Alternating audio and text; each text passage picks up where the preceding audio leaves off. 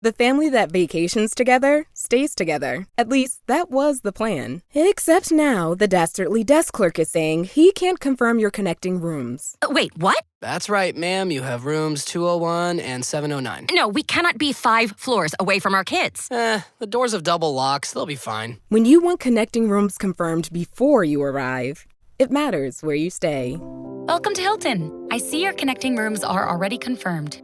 Hilton, for the stay. Welcome to Looking at Lucasfilm with Brian Gaughan, the podcast with a different perspective on the world of Star Wars, Indiana Jones, and all of the other entities that George Lucas, Kathleen Kennedy, Dave Filoni, and Jon Favreau, as well as the rest of the team at Lucasfilm, have dreamed up over the past 40-plus years. I'm entertainer-writer Jim Hill, and my co-host Brian Gaughan and I are recording this week's show on Tuesday, July 25th, 2023, and Brian is just back from spending, 6 days down in San Diego? When did you do load-in, you and Bill? Well, we went down there on Tuesday because that's the only time, if we did the preview day, which was Wednesday, we're exhausted. And because we're getting to be old. So we always go down to there Tuesday. We usually get there about 1:30, 2 o'clock. We're set up by 5 o'clock. We have a nice rest, and then we come in about noonish on Wednesday. We see all our friends, and we get ready for the preview. And it was really an amazing show this week. A lot of people came from all over the world. It was amazing. We met people from Austria. We met people from Italy, from Spain, from Mexico, from Korea, everywhere. It was amazing how these people came in.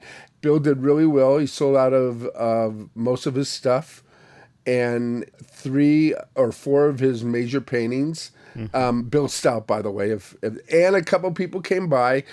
Somebody came by on Wednesday, and I wasn't there, so I was disappointed that I didn't get to meet them. And then another family that listens to us from San Francisco, they came by, and they almost saw me get killed, to tell you the truth. Okay. What happened was, behind our booth, in another booth, somebody tripped over boxes, which sent these panels that Bill has his paintings on, sent them crashing into my back.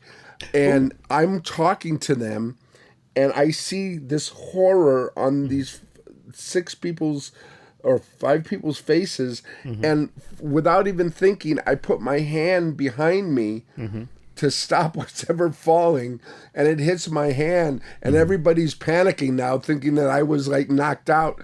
And at this time, this was, I think, on Saturday, and I had met a lot of people and had made a lot of friends in the different booths and stuff, and everybody came running, and then Bill said, the first thing he said was, "You should sue."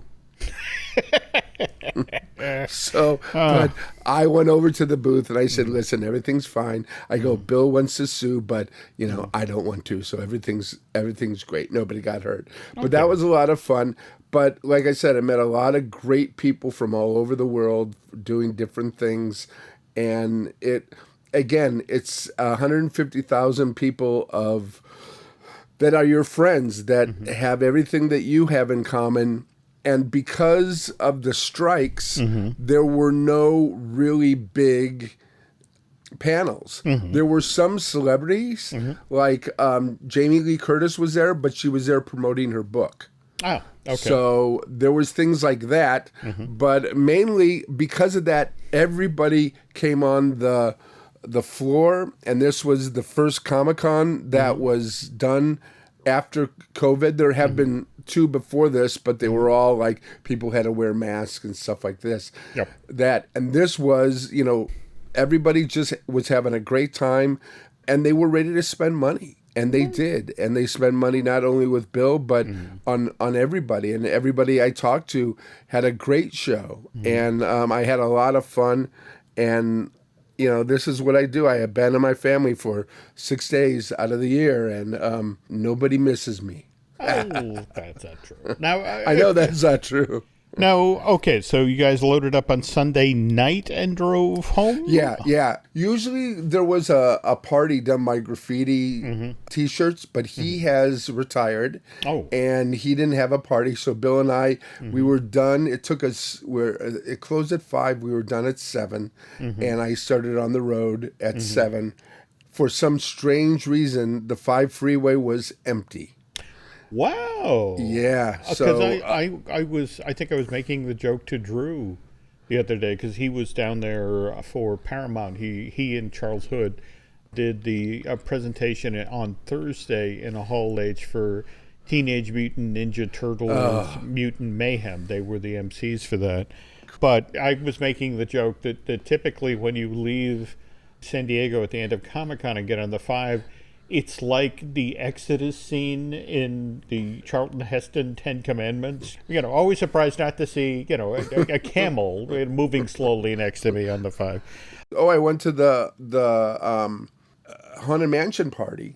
Oh, and? Yeah, it was fun. It was, basically it was just a place to have free drinks, and they had a little room that was like the dining room in the show, and I put some pictures up there. They had a hidden Mickey, and I was with my friend. I go, look, come here. He goes, hidden Mickey. He goes, I knew there was a reason why I brought you here. All right, so toward that end, folks, before we get to the actual news, we have to talk about our sponsor, and we actually have some news in regard to that, because Looking at Lucasfilm now has a new sponsor. For years now, Storybook Destination has been the sponsor of this podcast. And don't get me wrong, folks, I loved working with Tammy Whiting and the rest of the team there. They're good people who really know their jobs. But let's face it, folks, the only constant in life is change. And with that in mind, well, we've changed sponsors on the show. Looking at Lucasfilm's new sponsor, but though it's going to seem very, very familiar, and that's because it's Touring Plan's own travel agency. There we go. So those very obviously knowledgeable folks can now help you book your very next trip to Walt Disney World, plus toss in a free subscription to Touring Plan. So if you're headed to Florida anytime soon, please check them out at touringplans.com/travel. In hindsight, I'm beginning to wonder if perhaps Dr. Jones should have checked in with the Touring Plans folks before he headed off in search of the Dial of Destiny, because Indy's latest adventure has not gone according to plan. At least as far as the folks at Disney Studio thought it would go. And we're now 25 days after this James Mangold film was first released to theaters. Here in the States, Dial of Destiny has only sold $158 million worth of tickets, an additional $176 million overseas, with a worldwide box office total of $335 million, which, if somebody came to the house and handed me a bag with $335 million in it, I would be very happy. But if you talk with the folks of Disney, they've only just begun to talk about, yes, there's what we spent to make this movie, and then there's what we spent to make the version of Indy 5 that Steven Spielberg was going to make, and we'd started construction of sets, and then he walked away from the project in February of 2020. That $335 million only covers the production costs of this movie, not promotion. So they are still very, very much in the red. I don't know if you've been catching the drumbeat lately of this is Disney's time in the barrel. So, for example, Forbes just ran an article on how much it cost Disney and Marvel Studios to make Secret Invasion, and that was $212 million. But featured in with the story that Forbes did was also the amount that Disney spent on pre-production of the upcoming Star Wars limited series Acolyte. Oh, really? Yeah, $49 million on pre-production. Not production, pre-production. If you think about what Barbie and Oppenheimer did just this past weekend, which really put in stark contrast how Indy 5 is doing. Well, that was a fluke. Because I don't know if those films would have done as well if they weren't released on the same day and somebody had this genius thing to say, well, if you're going to see Oppenheimer, then juxtapose it with Barbie. And I don't think Oppenheimer would have made $77 million if it wasn't for this whole Barbieheimer thing going on. I think they both really benefited because, look, most films are underperforming at the box office right now. There's very few, and the ones that are not repeats. They're not sequels. They're not remakes. They're original films. Those are the films that are doing very well. What's happening is they're going to wait a month or two, and Indiana Jones is going to be on Disney Plus. When you're dealing with a situation like this, you want to have a reason why this happened. And yes, as you just suggested, there's a lot of folks who frankly are, well, I know Dial of Destiny is going to show up on Disney Plus, so I can wait. On the other hand, I was just talking with somebody in promotion, and they had kind of an interesting theory. When Indy 4 opened in 2008, over its opening weekend, it did over $100 million. Whereas Indy 5 did 60. And what they put out there is, well, think about it. For Indy 4, George Lucas was an actual hands-on producer on that thing.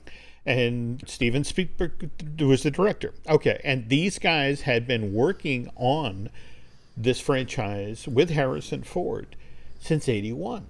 That trio, walked out and did promotion together, and it was like, look at the secret sauce. You're getting Spielberg and Lucas and Harrison Ford all together on one project. Whereas with Dial of Destiny, Lucas was basically a producer in name only on this project. He was not hands-on when it came to story. Spielberg went from being the director to just a producer, which left only Harrison Ford, the last man standing of the original trio that made these films possible, that made these films special. And without Spielberg and Lucas out there also doing publicity for this movie, the project just did not have the heat that even Kingdom of the Crystal Skull did back in 2008. Now, we are a ways out from the end of summer, folks, when people will be doing the final tallies on box office. And as what's been going on with Pixar's Elemental, wrote that off when that initially opened, that Peter Somfam was the lowest domestic opening for a Pixar film to date. But that's continued to chug along this summer, more to the point, it became this huge hit in Korea. So by the end of the summer, that's going to be a different story that people are talking about. But when it comes to Dial of Destiny, what I was hearing from one exec at Disney, it's like, thank God for The Flash. Because at the end of the summer, that's going to be the story about, well, what was the biggest disappointment this year? Oh, The Flash, absolutely. But, the folks at Disney, it's like, oh, this thing just keeps biting us in the butt. Did you see the lawsuit that got filed against Lucasfilm? Because there's a backpack company, I want to say the Frost River Company. Yep. I guess they used the backpack without giving them any credit or without permission. They just grabbed it off the shelf or something. And you know what? That usually doesn't happen.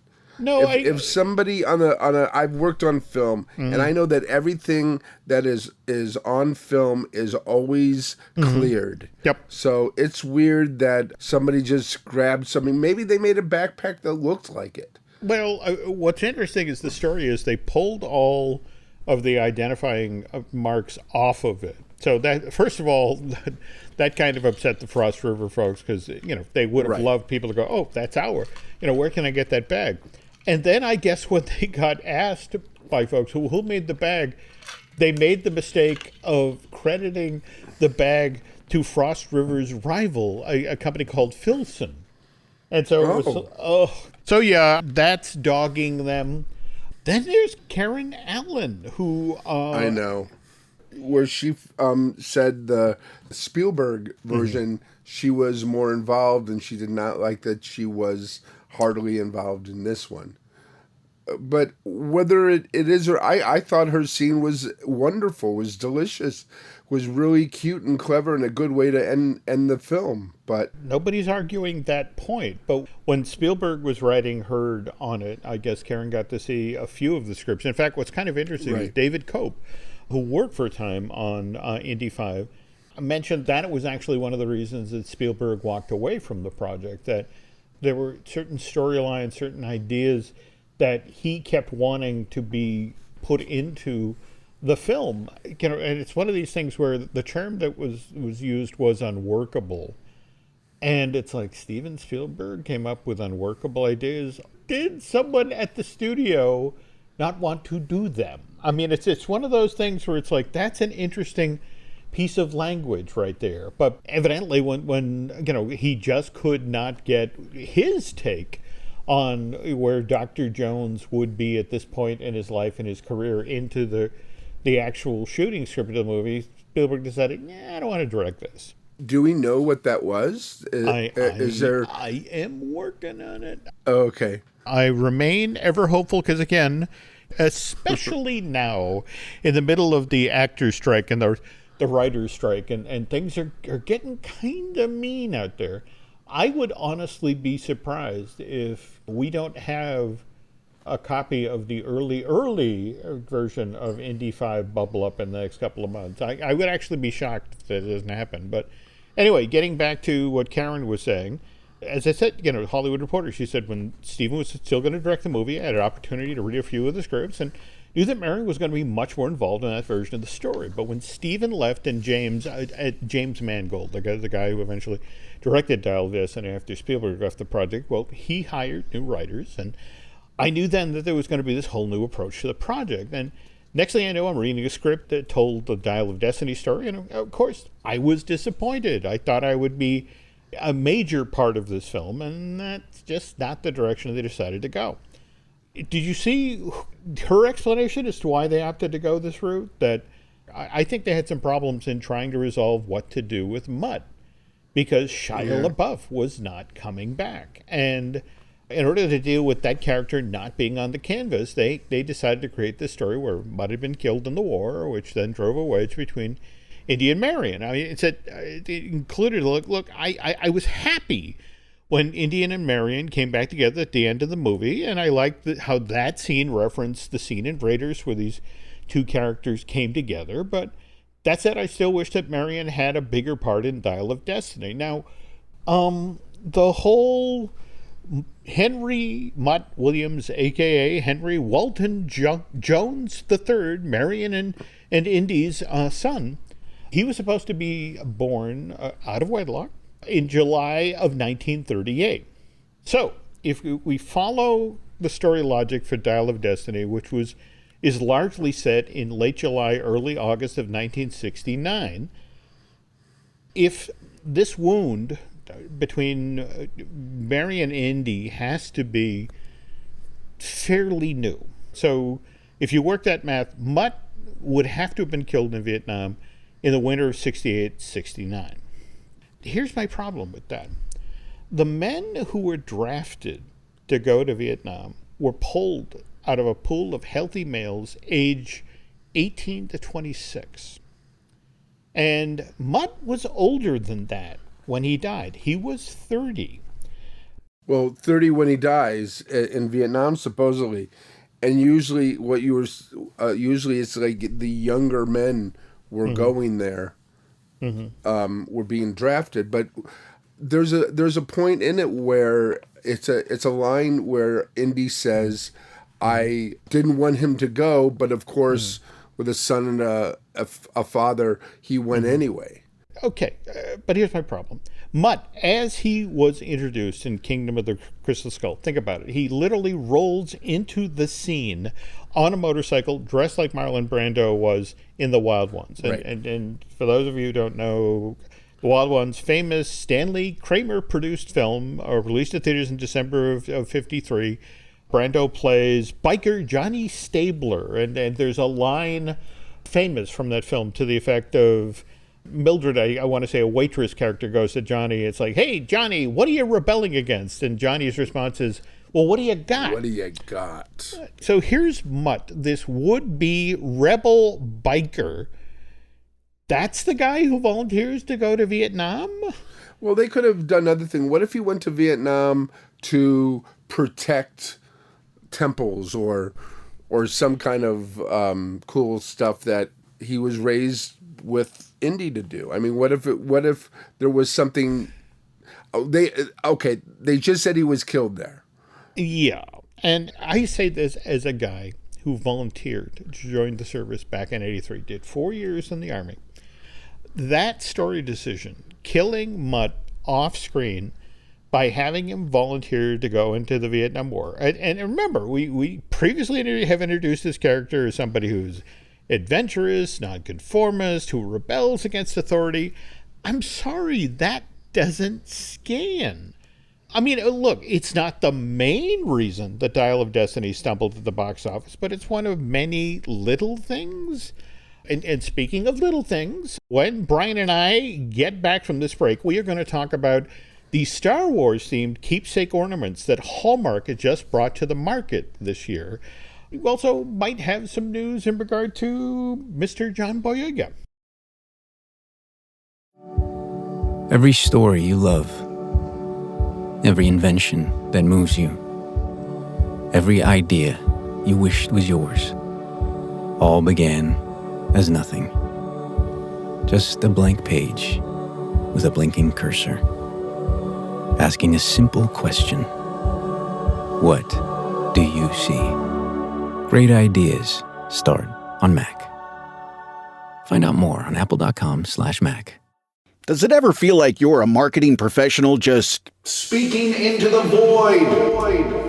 But with LinkedIn ads, you can know you're reaching the right decision makers, a network of 130 million of them, in fact. You can even target buyers by job title, industry, company, seniority, skills, and did I say job title? See how you can avoid the void and reach the right buyers with LinkedIn ads. Spend $250 on your first campaign and get a free $250 credit for the next one. Get started at linkedin.com/campaign. Terms and conditions apply.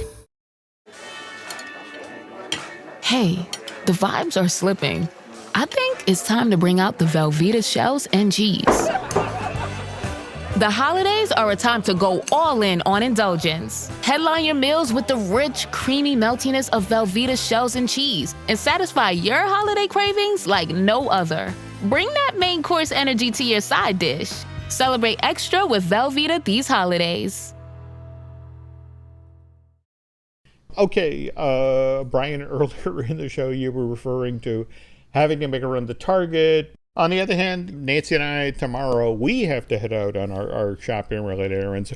We're going to our local Hallmark store because Nancy has something to return there, and while she's handling that transaction, I'll be over in the keepsake aisle, eyeballing the Star Wars stuff because I don't know, have you seen, and I want to get the name of this right. Okay, it's the Star Wars, The Empire Strikes Back, Into the Carbon Freezing Chamber ornament with light, sound, and motion. Yeah, it's not an ornament. It's basically a scene put together, and it's got animation in it. It's got lights and sounds, and basically you see him go down and then comes up, and he is in the carbonite.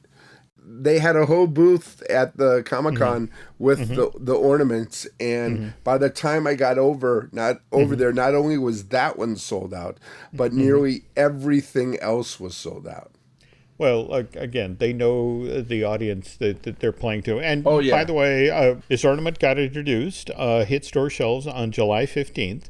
$64.99 all by itself. And in order to get it to play properly, you need an additional $14.99 power cord for your tree. So you are what? What is that? That's $80 in.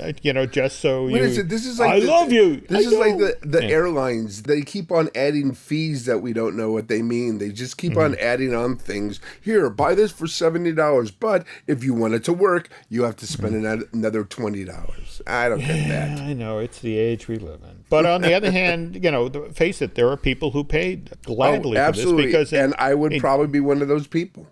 Well, again, this ornament, this Empire Strikes Back ornament, sold out in many locations around the country. That's actually one of the reasons I'm headed to the Hallmark thing with Nancy tomorrow just to see if we still have it locally. And by the way, if you prefer your Star Wars of a more modern era, they have a Mandalorian. I think this one's Grogu's Jetpack Adventure, so it's Mando carrying Baby Yoda. But again, that's going to set you back $24.99. And then, because this year we are celebrating the 40th anniversary of Star Wars 6, there are 5 different Return of the Jedi ornaments. There is a drink serving R2-D2. There is a Leia with Wicket the Ewok. There is Jabba's sail barge. And then the desert skiff that, well, the plan was to push, Luke Skywalker into the Sarlacc pit, but that kind of went south. Is there a Princess Leia in her bathing suit? I think not. Is she part of the Jabba thing? I mean, those things always sell like hotcakes. Well, and what's interesting is Brian just brought up there, the 5th in the series is a Jabba on his throne in his palace. In fact, it includes a salacious crumb. Yeah, but that one, whereas the first 4 Empire ornaments I was just Return of the Jedi ornaments I was just telling you about, those are $24.99. The Talking Jabba, that's going to set you back $49.99, and I bet you got to have that cord too. No matter how bad the Star Wars movies do, or good, how much do they make in merchandise a year? Do we know the figures? And doesn't most of that go directly into Lucasfilm, Disney's pocket? I mean, there's no middlemen with those things? You have to understand that companies license. No, I understand that. But it's different than, I mean, we hear about how much movie it makes overseas, but I heard Disney doesn't get a lot of that money, especially in China. I mean, they're lucky if they get a few yen for the most part. To circle back to the retail aspect, when you're somebody that, for example, license something, we were just talking about Baby Yoda, that if you license something with the real Yoda, as Home Depot has done for this holiday season. In fact, they have what they call their holiday Yoda, and that goes for $199 a piece. Now, it's not an inflatable, it's an actual animatronic? This is the thing. It's got a lifelike servo motor powered head and a mouth that moves realistically. It also has an LED lightsaber in authentic Yoda green that it waves back and forth. But again, note how they described it, holiday Yoda, because what's kind of interesting in our Haunted Mansion holiday world, this is something you can use for 2 holiday seasons, because it comes with, for example, a witch's hat you can put on Yoda for Halloween. It even comes with a little faux Halloween sign that reads, "Beware of the dark side, you must." Once Halloween is over, you can now dress Yoda in his Christmas outfit, which I believe comes with a Santa hat. Well, so it comes with the Christmas too, so it's either or? That is my understanding. Oh, cool. So, by the way, you mentioned inflatables. Yeah. Home Depot this year also has a brand new Darth Vader inflatable that comes with a tombstone. So I'm assuming that's Halloween, not Christmas. Likewise, there's a new 6-foot tall Mando and Baby Yoda inflatable. And yeah, I already have one of those. I think each year they come out with ones a little different. And the one I had was the first year where Mando's standing there and he's got Baby Yoda. And Baby Yoda's got a pumpkin, but it's the helmet of the Mandalorian. Oh, so that's cute. I got that. See, because what I do is I have half of my lawn is Nightmare Before Christmas, and the other half is anything Baby Yoda I can get a hold of. And I have Baby Yodas that are 3 feet, Baby Yodas that are 6 feet, Mandalorians, the whole thing. But I make it just the Mandalorian Baby Yoda. There's no Yodas or Darth Vaders. I had to cross the line someplace. Speaking of crossing the line, if we could move to the other side of the lawn that has the nightmare stuff, have you seen this 13-foot tall talking Jack Skellington that's out there? I don't know how they can keep it. If it's as skinny as Jack should be, I don't know how it's not going to topple over. But I got to go check it out. Who has it? Is this also a Home Depot? It might be Lowe's. Oh, okay. Got to warn you, this one is pricey as well. It's $3.99. Oh, no. Anyway, circling back to the Star Wars stuff, sadly, if you check the inventory, there are no inflatable fins, which for me, that's kind of sad because I really enjoyed John Boyega's performance in the most recent Star Wars trilogy, especially in The Force Awakens. I loved his work with Harrison Ford in that movie. Now it's like out of sight, out of mind. I mean, you know, Finn's not even in Disneyland, is he? He's not even at Galaxy's Edge. I think Finn might turn up in Star Tours, the ride film there. Well, again, we're talking about John Boyega here, folks, of course, and John has been quite vocal in the past that he also believes that they didn't do right by Finn. And in fact, there's a famous quote from the 2020 interview we did with GQ to the effect of, well, look, as an actor, you get yourself involved in a project and you're not necessarily going to like everything, but what I would say to Disney is do not bring a black character in, market them to be much more important to the franchise than they are, and then have them pushed to the side. That's not good. I'm going to say that straight up. And time has passed, and John has kind of softened his stance when it comes to the Star Wars trilogy and its missed opportunities. And earlier this year, for example, Boyega sat down with the Times of London and mentioned how, at this point, he's comfortable when he looks back on the experience he had with that Star Wars franchise. And he went on to say, look, for me, Star Wars made the man, in a sense. The experiences I had on that, the fun times, the good times, the ugly times, the bad times, it makes you who you are as you navigate through the industry. And that has definitely been interesting. And just this month, Boyega was talking with Tech Radar about Tyrone Got Cloned, which, by the way, got a great review, I want to say, in the Hollywood Reporter just today. That's on Netflix, right? I want to say, yeah. Okay. Yeah. But he got asked as part of that interview to the effect of, would you consider returning to the Star Wars universe?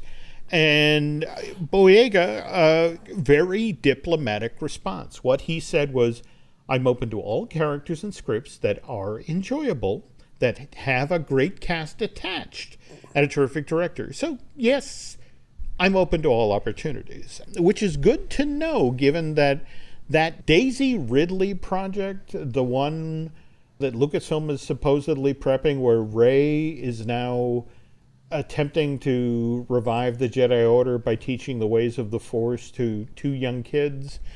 The subplot of this supposedly actually is built around Finn. Oh, cool. As far back as The Force Awakens, it was very strongly suggested that Finn was at the very least Force sensitive and potentially was strong with the Force. And it would be lovely after that story thread that got introduced in the first film of the new trilogy that never really then got followed up on. I'd love to see them finally circle back on that. Remember when Damon Lindelof was writing his script for Star Wars? Mm-hmm. His story was going to follow, I don't know if he was a stormtrooper, but a black character.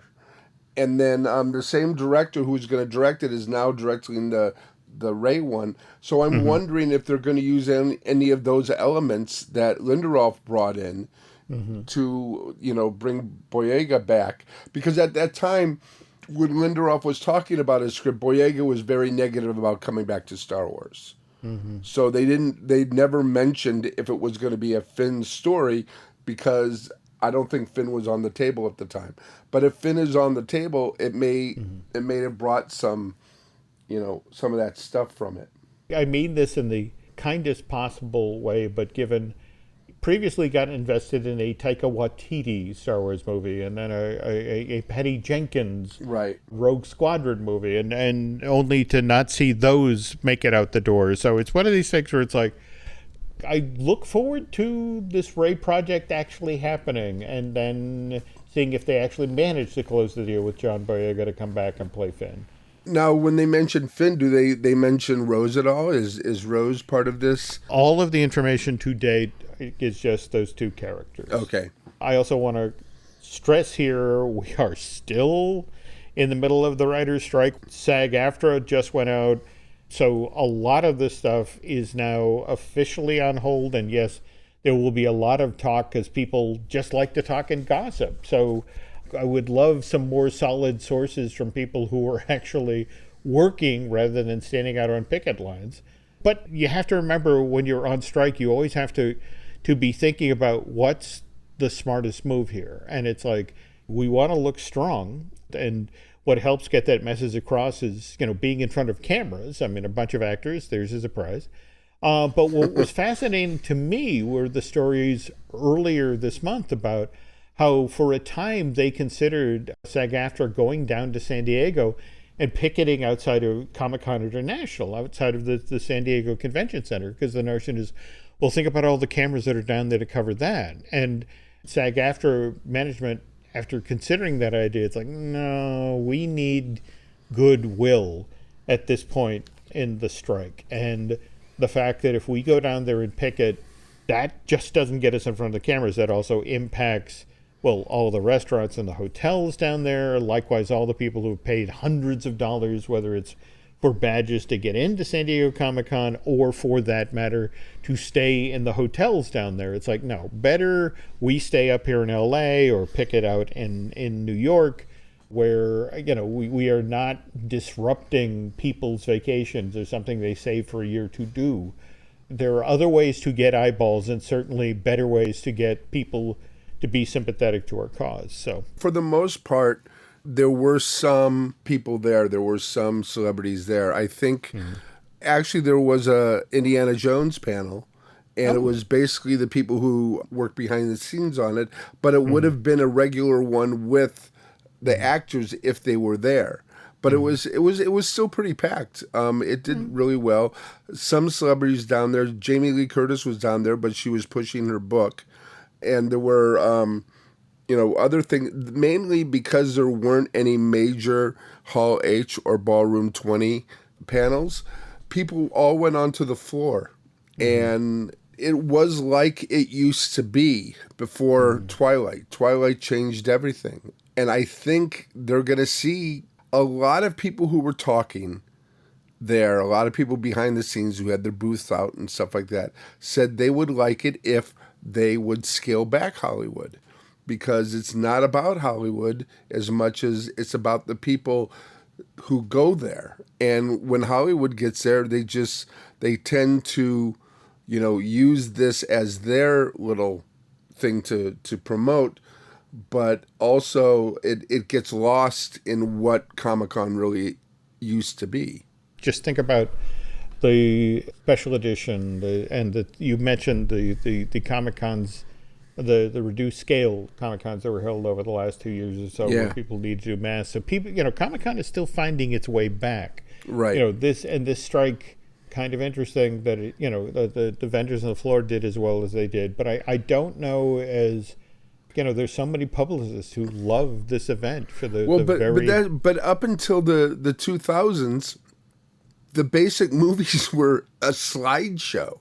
You'd have a slideshow, and maybe you'd have an Arnold would be there or something like that. When Arnold Schwarzenegger did show up, it was a big thing because they had a lot of behind the scenes people, but they hardly had any celebrities. But now it's like, what has it become? It's become a fan fest.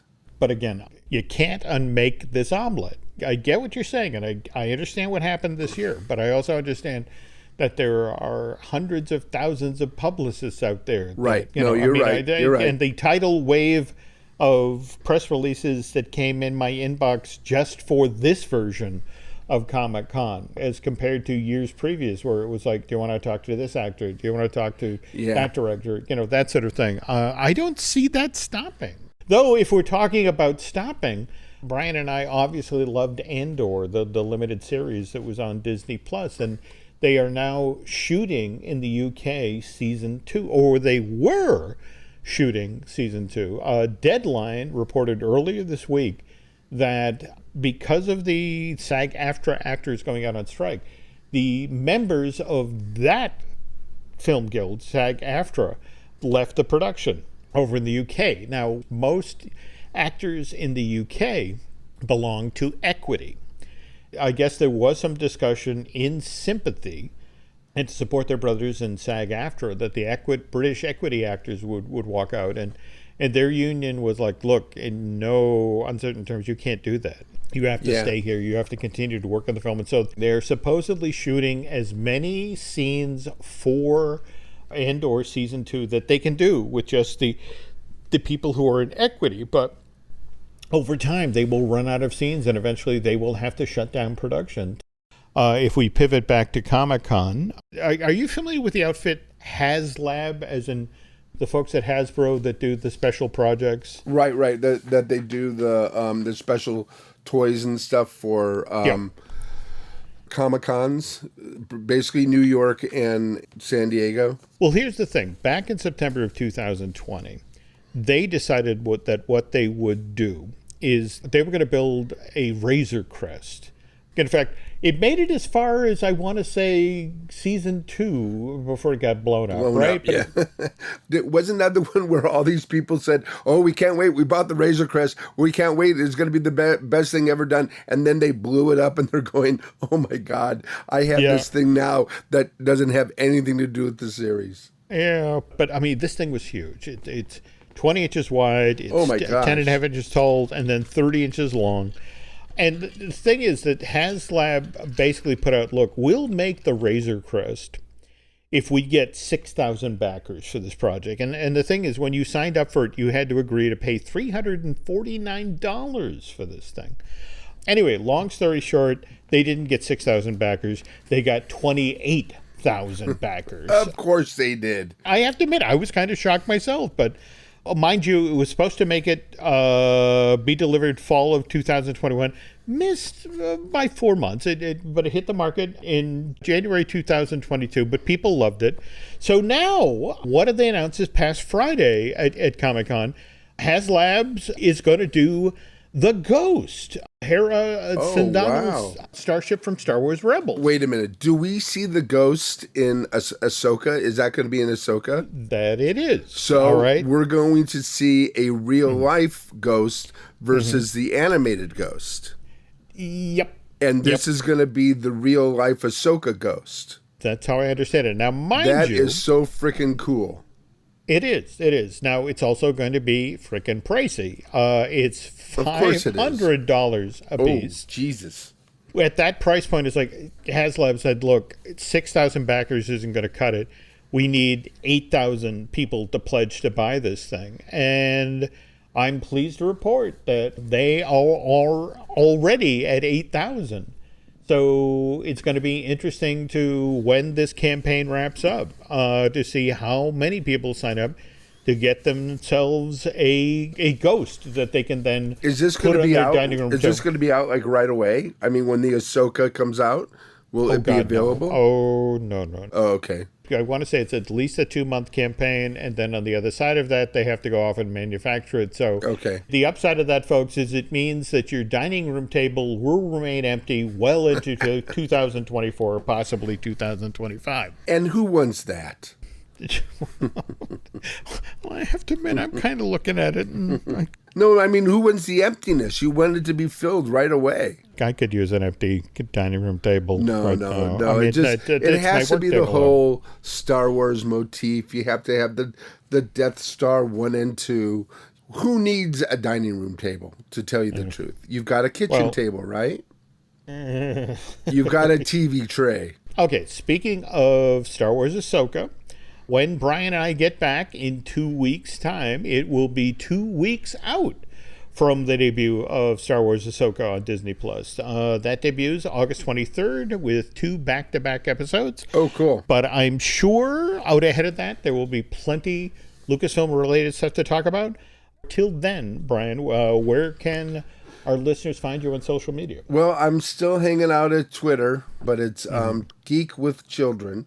And the children is spelled CHILDRN.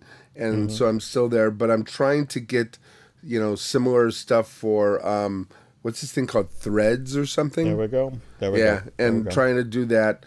I did put up a lot on my Instagram, and people have discovered me, and it was a lot of fun, putting up, pictures and from Comic-Con and, whatever stuff I found. So that's where you can find me. Where can we find you, Jim? You can find me on the site formerly known as Twitter. I refuse to call it X. But again, I'm the guy who still calls Disney's Hollywood Studio MGM. Also on Instagram is Jim Hill Media, and on over on Facebook is Jim Hill Media News. Also want to remind you folks, we have a couple of other podcasts here we'd love you to take a listen to. We've got Disney Dish that I do with Len Testa. We also have Fine Tuning, which I do with Drew Taylor. And Drew, of course, has his own wonderful podcast, Light the Fuse, the official Mission Impossible right. podcast, which he does with Charles Hood. And then, of course, we have Marvelous Disney, which I do with Aaron Adams, who in turn has his own podcast over on Patreon, 32nd Street, which explores the world of advertising.